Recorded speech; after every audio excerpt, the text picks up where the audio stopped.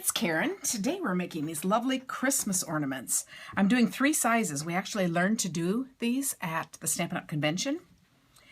But I thought for my trees, I would actually like this smallest size. So I did a 6-inch, and then 4-inch squares, and then 3-inch squares. So I'm just going to quickly show how this is done with the 4-inch squares. And I am using the Winter Wonderland Designer Series paper. I think all these gold things would be pretty. I've pre-done one here. So you're going to cut 2 4-inch squares. Then I am going to, let's see here, fold it in half. And this foil paper just wants to slip right out. There. I'll open that, fold it another way.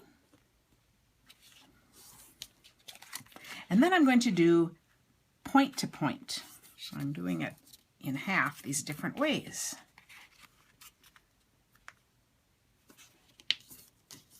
Okay, so this is how it will now look.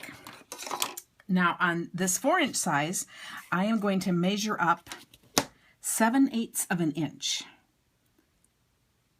on each of these sides. I'm going to go around and do 7/8. And in just a minute, I will give you the other measurements here. But to start with, we'll do this one. See how quickly I can do this on camera. Then with my snips, I will cut up to that line.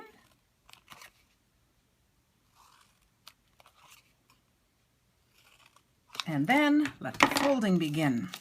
I'll now take each of these parts and I'm going to ease this right over to that folded line right there, and then make sure it's going to fit all the way down. On the opposite side, I will match that right up there. I'm just going to do a couple of these. You see how this is working? And then do there. And another one. Okay, so I'm going to do this all the way around till I have my 4-pointed thing. And then to assemble it, to make it look like this, have you tried this tear and tape adhesive yet? Oh, it's just absolutely wonderful. I'll just tear some, put it right on there, and peel it right off. And I'm going to squeeze this together so this comes all the way over to the end, just like that. I'll stick either my finger in there, or on these smaller ones, I find it helpful to put my little scissors in there.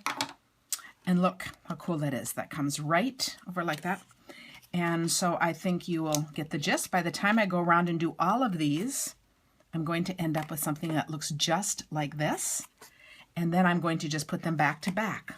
So here you'll see, here's one the same size. Here you'll see one this way and back to back on the other. Wouldn't those be lovely hanging from a tree?